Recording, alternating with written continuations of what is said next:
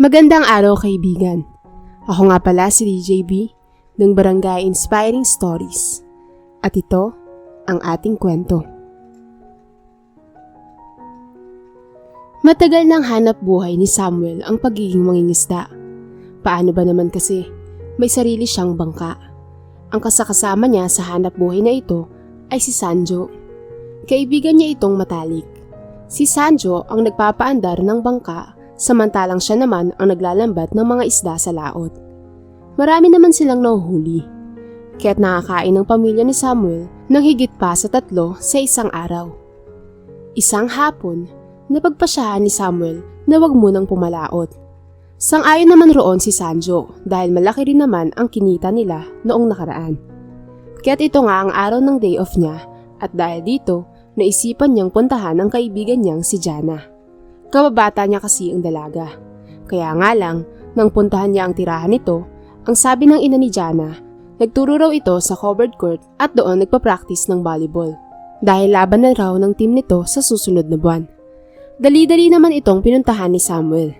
Nasilayan niya na busy nga ito sa pagsasanay. Iginala niya ang mga mata sa mga nanonood roon. Nakita niya na naroon pala ang nobyo nitong si Arvin. Madalas siya nitong pagtawanan kapag siya'y nakikita. Minamaliit siya nito sa pagiging mangingisda niya at ang laging pinagmamalaki nito sa kanya ay isa itong anak ng manager sa supermarket. Kaya naman minabuti na lamang ni Samuel na umuwi. Baka kasi mapagkatuwaan na naman siya ni Arvin at ng barkada nito at tuluyan na siyang mapikon. Pero napahinto siya nang tawagin siya ni Jana. "Oh, friend! Alam kong ako yung pinunta mo dito. Bakit uuwi ka na? Hindi ba tayo mamamasyal?" Tanong nito sa kanya. Tapos ka na palang mag-practice? Uuwi na sana ako kasi akala ko busy ka pa." "Oo Samuel, tapos na kami. 2 oras na kaya kami nagsasanay dito. Mainit pa ang panahon kaya't nakakapagod rin. Pwede bang samahan mo muna ako sa bahay? Maligo muna kasi ako eh." Paanyaya pa ng dalaga, bagay na sinunod naman ng binata. Mukhang hindi naman nagsiselos ang boyfriend nito sa kanya dahil alam naman nito na matagal na silang magkababata. Mas nauna pa siya sa buhay ni Jana. Sa mga sandaling iyon, medyo nagkakalabuan na rin kasi ang magkasintahan dahil sa pagiging chick boy ng lalaki. Kaya nga, hindi ito pinansin ni Jana nang matapos niyang magsanay sa pagbabalibol. Kumbaga, nag-aantayan na lang sila kung sino ang unang makikipaghiwalay. Ayaw naman ni Jana na siya ang unang bumitaw. Sinamahan nga ni Samuel ang dalaga sa bahay nito. Pagkatapos makaligo at makapagbihis, umalis na nga sila at nagtungo sa kanilang pupuntahan. Marami silang pinasyalan ng sandaling iyon gaya ng plaza, mall, ocean park at marami pang iba. Mabuti na lang nag-arkila sila ng sasakyan. At dahil sa dami ng kanilang pinasyalan, gabi na tuloy sila nakauwi. Matagal na kasi nila itong pinagplanuhan. Namasyal sila para kahit papaano matanggal ang kani-kanilang stress na pinagdadaanan. Si Samuel, stress sa kanyang hanap buhay dahil mahirap rin ang manghuli ng isda. Samantalang si Jana, stress sa nobyo nito dahil sa pagiging hindi nito tapat sa kanilang relasyon. "Nandito na tayo sa bahay niyo. Maraming salamat sa pagsama sa akin ha. Nag-enjoy ako kanina sa mga pinasyalan natin. Siya nga pala. Good luck sa laro niyo sa susunod na buwan. Huwag kang mag-alala, manonood ako." Sambit ni Samuel. Napangiti naman si Jana. "Ako nga dapat ang magpasalamat dahil sa panilibre mo sa akin. Thank you talaga Hayaan mo kapag nanalo ang team namin, ako naman ang susunod na manlilibre sa'yo, friend." "Sige, ingat ka sa pag-uwi Gabing-gabi na Paalala pa ng dalaga. At habang naglalakad pa uwi si Samuel, hindi niya maipaliwanag ang nararamdaman niyang ligaya. Paano ba naman kasi, mas lalong napapalapit sa kanya ang kaibigan magmula nang magkalabuan ang magkasintahan. Kanina nga, parang gusto niyang sabihin na hiwalayan na nito ang lalaking iyon. Pero ang gusto ni Samuel, ang babae na dapat ang kusang makipaghiwalay dito. Samantala, sa pagdaan niya ng beer house, hindi niya akalain na sasalubungin siya ng grupo nila Arvin. Nagtatawanan pa nga ang mga ito nang makita siya. "Mga pre, tignan niyo si Samuel. Yung lalaking dikit ng dikit sa girlfriend ko. Umaasa siguro na magugustuhan siya ni Jana. Tignan niyo nga yung pagmumukha at forma niyan. Ang baduy. Saka hindi ka magugustuhan ni Jana dahil isa ka lang mangingisda. Mabaho ka. Malansa. Pweh! Lalong nagtawanan yung magtutropa sa sinabi ni Arvin. Medyo napikon naman roon si Samuel. Pare, huwag kang padalos-dalos magsalita. Marangal ang trabaho naming mangingisda. Dahil kung wala kami, hindi makakain ng isda ang mga tao. Pasensya na pare Hindi kasi ako makarelate sa isang mahirap na gaya mo. Alam mo ba na puro steak ang ulam namin sa bahay? Hindi kami kumakain ng mabahong isda na gaya ng hinuhuli mong hampas lupa ka. Pagkaing mahirap lang yan. Kawawa naman kayo. Puro isda lang ang ulam. Tara na nga mga pare, nag-aaksaya lang ako ng laway sa mokong na to Umuwi na tayo. At sa bahay ko na lang ipagpapatuloy ang gimmick natin. Diyan ka na, hampas lupa. Mapanudyong sambit sa kanya ng lalaki. At maya-maya pa'y sumakay na ang mga ito at pinaharurot na ang kotse. Talaga pre? Sinabi sa'yo ng walang hiyang RB na yon? Ang baba naman ang tingin niya sa atin. Palibhasa hindi naman siya sanay sa hirap Hamunin mo ng suntukan yun pre. Hindi mananalo sa'yo yun. Puro alak lang naman ang laman ng sikmura nun Siguradong hindi rin sanay sa init yung balat nun dahil di aircon yung opisina nun Siya na yata ang papalit sa pwesto ng kanyang tatay bilang manager. Reaksyon ni Sanjo sa kwento niya habang nasa laot sila at nangingisda. Naku, hindi ko na lang papatulan yun pre. Nakwento ko lang sa'yo yung mga sinabi niya. Kung maghihiganti man ako sa mga pangahamak niya, ay sa ibang paraan na lang. Nangunot ang noo ni Sanjo. At anong paghiganti naman ang gagawin mo pare? Agad na tumugon si Samuel. Basta pare, hintayin mo na lang. Baka masama yung binabalak mo Baka makapatay ka ng unggoy. Ay, tao pala. Mangilabot ka naman sa sinasabi mo pare. Kahit nilalait ako at minamaliit ng tao na yun, hindi ko yun magagawa no. May takot ako sa Diyos at naniniwala ako na siya lang ang may karapatang kumuha ng buhay ng isang tao. Kaya hindi ko yun magagawa. Paliwanag ni Samuel. Ikaw pre naglilihim ka na sa akin. Hindi mo kinukwento yung mga binabalak mo. Pero siya nga pala, talaga bang may plano kang ligawan si Jana? Tanong ni Sanjo. Oo pre, matagal na akong may pagtingin sa kanya. Pero hinihintay ko lang na makipag-break na siya kay Arvin. Ginagalang ko kasi yung relasyon nila Hanggat wala pang opisyal na hiwalayan, hindi muna ako manghihimasok. Suportado ako sa'yo pare. Kapag liligawan mo na siya, sabihin mo sa akin sketch ko yung picture niya bilang regalo sa kanya. Sambit ni Sanjo. Biglang napangiti si Samuel. Sige ba? Alam kong may talento ka doon. Kaya kapag gagawa ko ng step, ipapasketch ko sa'yo yung litrato niya. Tiyak na matutuwa siya dahil yung obra mo ay parang totoo. Nang makarami na sila ng huli, madaling araw pa lang ay dumaong na sila. Malalaki at marami ang huli nila kaya't malaking halaga rin ang nabenta nila sa palengke. Kaya't ang nangyari, napagpasyahan muna nilang mag-inuman sa bahay ni Sanjo. Noong una, masaya ang kanilang tagayan.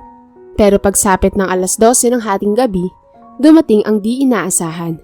Paano ba naman kasi may sumita sa kanila na barangay tanod at ang kasama nito ay walang iba kundi si Arvin. Hoy! Gabi na! Bakit hindi pa kayo nagsisutulog? Nakakaperwisyo pa kayo ng mga kapitbahay. Sambit nito at maya-maya pa ay ginatungan nito ni Arvin. Ganyan po talaga yung mga mangingisda. Magkapera lang ng konti, nagsiselebrate ng mga ungas. Dahil dito, hindi iyon nagustuhan ni Samuel. Hinampas niya ang kamay sa mesa at siya ay tumayo. Mawalang galang na po barangay tanod. Visit na visit lang ako sa RB na to Akala mo kung sino? Bakit mo ba minabaliit ang mga mangingisda? Huwag kang mag-umpisa ng away. Ang sabi ko, itigil na ninyo ang inuman bago ko pa kayo dalhin sa barangay at iharap kay chairman. Pero di naman po kami maingay Nagiinuman lang kami dito. Hindi kami nagsisigawan. Wala nga kaming video okay Paliwanag naman ni Sanjo. Wala nang pero-pero. Sundin nyo na lang ang pinag-uutos ko. Igalang nyo ang tanod na nagseserbisyo sa lugar na to. Makapangyarihang sambit nito. Dahil dito, padabog na iniligpit ni Samuel ang kanilang mga alak. Napangisi naman si Arvin. Yan, susunod naman pala kayo Ang dami nyo pang reklamo. Mga hampas lupa kayo. Saad pa nito sa kanila. Visit pala talaga yung RB na yun. Ang sarap basagin ng muka. Inis na pahayag ni Sanjo nang umalis na ang dalawa. Kaya nga Parang kakampi pa niya yung tanod na yun. Pero hayaan na lang natin. Sa loob na lang tayo mag-inuman para walang makikialam.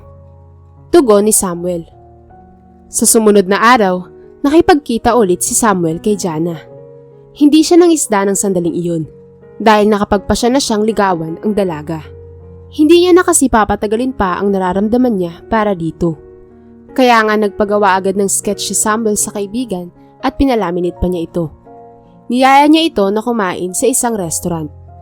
Sa una pa nga ay nahihiya ito dahil noong nakaraan lang ay nanlibre si Samuel. Tapos ito na naman ulit. Pero dahil sa pangungumbinsi ng lalaki, napapayag na rin ito. Habang sila'y kumakain, biglang nagsalita si Samuel. Dinala kita dito, Jana, para manligaw sa'yo. Sana na may hayaan mo akong ligawan ka. Ito nga pala, may ibibigay ako. Sketch ng maganda mong mukha. Pinagawa ko yan kay Sanjo. Dahil dito, saglit na natigilan ang babae. Ngunit maya-maya'y nagsalita na rin ito habang nakangiti at tinanggap ang larawan. Maraming salamat dito. Napakaganda ng gawa niya. Kuhang-kuha yung itsura ko. Kahit nga yung tigyawa to. Pero hindi naman lingid sa iyo na hindi pa kami hiwalay ni Arvin, di ba? Oo, alam ko naman yun. Kakapalan ko na lang ang mukha ko para sabihing hiwalayan mo na siya, Jana. Manluloko lang siya. Bigla namang napangiti ang babae habang nagsasabing, bigyan mo muna ako ng pagkakataon na makapag-isip, Samuel. Pero hayaan mo, hiwalayan ko rin siya. Dahil dito, napangiti na lang rin ang lalaki. Sa loob-loob niya, malaki ang pag-asa niya na magiging sila. Pagkatapos nilang kumain, niyaya niya naman ito na manood sila ng sine. At dahil 4 na oras silang nanood, ay ginabi sila ng uwi. Pero ayos lang yun. Hinatid naman ni Samuel ang dalaga sa bahay nito. At siya ay naglakad na lamang pauwi. Naisipan niya munang dumiretso sa Mercury Drug dahil bibili siya ng gamot. Paano ba naman kasi? Medyo sumakit ang ulo niya. Hindi niya alam kung dahil ba yun sa pagod. Paglabas niya ng tindahan, sa di kalayuan ay meron siyang nakitang isang lalaking may hawak na baseball bat. Sa una, sa tingin niya ay baka player lamang iyon at meron lamang hinihintay. Pero nang medyo malapit na siya rito, bigla itong tumingin ng masama sa kanya. Kaya't ang ginawa niya, hinanda niya na lamang ang sarili sa posibleng magaganap. Lalo na't hindi naman siya pwedeng lumihis ng direksyon. Ito lang ang tanging daan para makauwi sa kanila. Ipinagpatuloy niya ang paglalakad. Nang bigla siya nitong hatawin ng baseball bat. Mabuti na lang ay nakailag siya, kundi isa po lang kanyang ulo. Muli siya nitong hinataw ng pamalo pero nakaiwas ulit siya. Dahil sa ginagawa ng lalaking ito, pinagtitinginan na sila ng mga tao. Ang iba na may inaawat na sila. Ngunit tila walang pakailam ang lalaking ito at patuloy lamang sa paghampas kay Samuel. Iwas roon at iwas rito ang ginagawa niya para lamang hindi siya matamaan. Nang makahanap na siya ng tiyempo, hinawakan niya ang braso nito. Pinilipit hanggang sa mabitawan na nito ang hawak. Dito na nagpakawala ng pinagsamang suntok sa muka at sa tiyan si Samuel. Pero gumaganti rin ang lalaking ito. Dahil mas matangkad dito sa kanya at higit na malaki ang katawan, bigla siya nitong sinakal. At pagkuway binuhat siya nito at binalibag sa semento. Halos hindi makagalaw si Samuel, dulot ng kanyang pagkabagsak. Para siyang nabalian ng mga buto ng sandaling iyon. At dahil hindi na siya makabangon pa, dito na siya pinagsusuntok nito. Hindi na siya makaganti pa dahil sunod-sunod ang binibitawan ng lalaki. Nang makalata na ito na nanghihina na siya, napasulyap ito sa baseball bat. Tila naunawaan naman iyon ni Samuel. Bago pa nito mapulot ang pamalo, inipon niya ang kanyang lakas upang patirin ng lalaki gamit ang kanyang binti. Mabuti na lang ay medyo lang pa pala ito, kaya't natumba ito. Sinamantala naman ito ni Samuel at kahit masakit ang katawan niya, pinagsusuntok niya ito. Lahat ng lakas na natitira sa kanyang mga braso ay ibinuhos niya sa lalaki. Kaya't ang naging resulta, ito naman ang nagulpi at naging lupaypay na. Mabilis naman na dumating ang mga pulis. Siguro, kaya ito responde, ay may nagsumbong na concerned citizen. Dahil dito, dinala sila sa police station. Inihayag naman ni Samuel ang rason niya kung bakit siya naangkot sa gulo. Naniniwala naman ang mga pulis na self-defense lamang ang ginawa niya. Kaya't pinagbigyan siya ng otoridad na kasuhan ang lalaki. Pero may natuklasan sila sa inamin ng lalaking ito. Hindi raw intensyon nito na saktan si Samuel. Meron lamang raw umano na nag-utos dito. Sir, total nakasampa na rin kayo ng kaso laban sa kanya. Maaari na po kayong umuwi. Iimbestigahan na lang namin itong lalaking to. At sa oras na may bago kaming nalaman, ipaparating na lang namin agad sa inyo. Sambit ni PO3 Michael Flores. Sige po, maraming salamat. Hintayin ko na lang po yung update nyo. Tugon ni Samuel. Nako, malakas ang kutob ko na inuutos yun ni Arvin. Siya lang naman kasi yung may galit at inggit sa'yo eh. Ewan ko ba sa taong yun, kung bakit inggit na inggit sa'yo? Siya na nga rin ang nagsabing mangingisda ka lang eh, samantalang siya ay isang anak ng manager. Komento ni Sanjo sa kwento ni Samuel habang nasa laot sila. May kutob na nga rin akong siya eh. Pero alam ko kung bakit siya galit. Iyon ay dahil mas malapit na sa akin si Jana kumpara sa kanya. Sa palagay ko, kahit siguro babaero yung mokong na yun, may natitira pa rin siyang pagmamahal para kay Jana. Kaya yun ang dahilan kung bakit siya bisit na bisit sa akin. Tugon ni Samuel. Siya nga pala, kamusta na yung tungkol sa inyo ni Jana? Ayun. Ang sabi niya, pag-iisipan pa raw niya. Pero nangako siya sa akin na may kipaghiwalay na rin siya kay Arvin. Mukhang may pag-asa naman ako sa kanya eh. Sigurado talaga yan pre. Huwag ka lang magpapa-apekto sa mokong na Arvin na yun. Suportadong pahayag ni Sanjo. Sa sumunod na araw, merong masamang balitang natanggap si Samuel.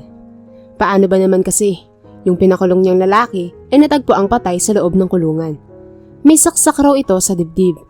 Hindi pa alam ng mga pulis kung may nakaaway ba ito sa loob ng selda o talagang may nagpapatay lamang sa taong ito. Ngayon ay iniimbestigahan pa ito ng mga pulis. Grabe naman yung nangyari sa lalaking yun. Ikaw ang tatanungin ko, naniniwala ka ba na may nakaaway yun dun? Tanong ni Sanjo sa kanya. Nag-uusap sila sa loob ng tahanan nito. Aboy ewan ko bro, pero maaaring oo. Hindi ko naman kasi alam ang ugali ng taong yun eh, pero nagdududa talaga ako. Pilit na sumasagi sa utak ko yung naiisip ko na baka may nagpapatay nga talaga rito. May isang inmate na binayaran ng isang tao na bumisita roon para gawin ang krimen na yun. Marahil ay takot kasi itong ikanta ang kanyang pangalan. Teorya ni Samuel. Bigla namang napaisip si Sanjo at maya-maya pa'y nagsalita ito. Alam ko yung nasa isip mo. Siya yung tao na yun no? Dapat lang na maimbestigahan ng mabuti ng mga pulis para may matibay kang ebidensya. Ako, ikwento mo na yun kay Jana para makipaghiwalay na siya sa taong yun. Hindi maganda na makakataluyan niya yung lalaking yun. Paano na lang kung naging mag-asawa na sila? Pangit yung ugali ng taong yun. Isa siyang kriminal. Paano na lang kung may mangyaring masama kay Jana? Hindi ba? Dahil sa payo na ibinigay ng kaibigan, naging matinding palaisipan iyon para sa kanya. Dala-dala niya iyon hanggang sa pag-uwi niya ng bahay at magpahanggang sa kanyang pagtulog. Hindi siya madalaw-dalaw ng antok dahil lamang roon. Ayaw niya naman kasing siraan si Arvin kay Jana. Ngunit wala na siyang magagawa. Kailangan niyang ipaglaban ang pagmamahal sa babae. Kaya't napagpasya niya na bukas ay sasabihin niya na iyon. At sumapit na nga ang araw na yun. Ikinuwento niya kay Jana yung nangyari sa kanya noong nakaraan. Naniwala naman ito sa kanya na si Arvin ang may kagawan nun. Kaya't orang mismo ay nakipag-break na si Jana kay Arvin sa pamamagitan lamang ng text message. Kaya't magmula nito ay silang dalawa na ang magkasintahan. Nakapanood pa nga si Samuel sa laro ng dalaga sa volleyball. Kaya nga lang, dumating ang hindi inaasahang pagkakataon. Habang naglalakad na sila pauwi ng gabing iyon, biglang may humarang na kotse sa kanilang dinaraanan. Kaya't nahinto sila sa paglalakad. Nang maya-mayay, may nagsibabaan na 4 na lalaking pawang mga nakaitim at nakatakip pa ang mga mukha nito. Tinutukan sila ng baril nito at sinabihan pang huwag tatakas upang walang masamang mangyari. Kaya naman ang ginawa na lang nilang dalawa ay ang sundin ito. Pinapasakay sila ng mga ito sa sasakyan, bagay na kanila namang ginawa. Pagkarating nila sa hideout, iginapos sila ng mga ito sa isang bodega. Iyak nang iyak naman si Jana at nagmamakaawa na huwag silang sasaktan ng mga ito. Maya-maya pa, isa-isa nang nag-alis ng takip sa muka ang mga lalaki. Dito ay gulat na gulat si Samuel nang makita na ang isa roon ay si Arvin. Gulat kayo, no? Ako yung nagpadukot sa inyo. Ako ang utak. Akala nyo hayaan ko lang kayo na lumigaya? Pwes, sa impyerno nyo na lang itutuloy ang love story ninyong dalawa. Dahil papatayin ko kayo dito. Hayop ka. Ikaw rin pala ang nagpapatay kay Menandro para mapagtakpan ng kasalanan mo. Isa kang malaking duwag. Kung talagang matapang ka, magtuos tayo. Pangahamon ni Samuel. Muling natawa si Arvin. Bakit ko naman susundin yung gusto mo? Gayong isang pindot ko lang ng gatilyo, wala ka na. Huwag mo namang gawin to sa amin, Arvin. Maawa ka naman sa amin. Umiiyak na pagsusumamo ni Jana. Maawa? Bakit naman ako maaawa sa'yo? Gayong iniwan mo ko. Papatayin ko kayong dalawa. Magsama kayo sa impyerno. Please, Arvin. Pakawalan mo lang ako at makikipagbalikan na talaga ako sa'yo. Totoo ba yung sinasabi mo, Jana? May kipagbalikan ka na sa akin? Iwan mo na si Samuel? Paninigurado pa ng lalaki. Oo, totoo. May kipagbalikan ako sa'yo. Sa oras na pakawalan mo ko. Huwag mo lang akong patayin. Dahil dito, napangisi si Arvin at maya-maya'y iniutos nito na kalagan na si Jana. Nang makawala na ang babae, napayakap ito kay Arvin. Kaya't yung atensyon ng lahat ay sa kanila lamang dalawa. Wala silang kamalay-malay na natanggal na ni Samuel ang lubid dahil meron pala siyang dalang maliit na balisong sa bulsa. Napagplanuhan nila iyon ni Jana kanina pa. Habang abala pa ang mga ito sa panunood sa dalawa, dito na palihim na umatake si Samuel. Dinampot niya ang 2x2 at mabilis na pinaghampas sa batok ang tatlo. Kaya't nawala ng mga ito ng malay. Tinutukan naman siya ni Arvin ng baril. Itinaas niya kunwari ang mga kamay na tila sumusuko siya. At nang makalapit na ito sa kanya, agad niyang inagawang baril. Pinilipit niya ang kamay nito at pinagsusuntok sa muka ang lalaki. Hanggang sa manghina ito na siyang dahilan para maagaw niya ng tuluyan ang baril. Mabilis niya namang nadisarmahan ng tatlo pa nitong kasama habang lupaypay pa. At pagkatapos nun, nagpatawag na sila ng mga pulis. Naaresto ang 4 at nabanggit ni Samuel na si Arvin nga ang nagpapatay kay Menandro. Kaya't sa huli, nakulong nga ito at tiyak na habang buhay ng mabubulok sa bilangguan.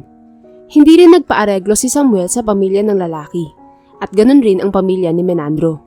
Sising-sisi naman ang lalaki sa kanyang ginawa. Ayon dito, nagawa niya lang naman iyon dahil mahal niya pa rin si Jana. Umiiyak pa nga ito na nagmamakaawa kay Samuel at ganun rin ang mga aliporis nito na palayain na raw sila. Ngunit hindi niya ito pinakinggan. Hinayaan niyang parusahan ng batas ang mga ito. Sa huli nga ay nagpakasal na sina Samuel at Jana. Pero dahil hindi pa naman sila ganun katanda, nagpatuloy sila sa pag-aaral. Hanggang sa sila'y makapagtapos at makatagpo ng magandang trabaho. Sa paglipas ng ilang taon nilang pagtutulungan at pagkayod, nakaipon sila ng malaking pera. At pinambili nila ito ng malaki-laking palaisdaan. Samantala, isa naman sa mga tagapangasiwa nila roon ay si Sanjo.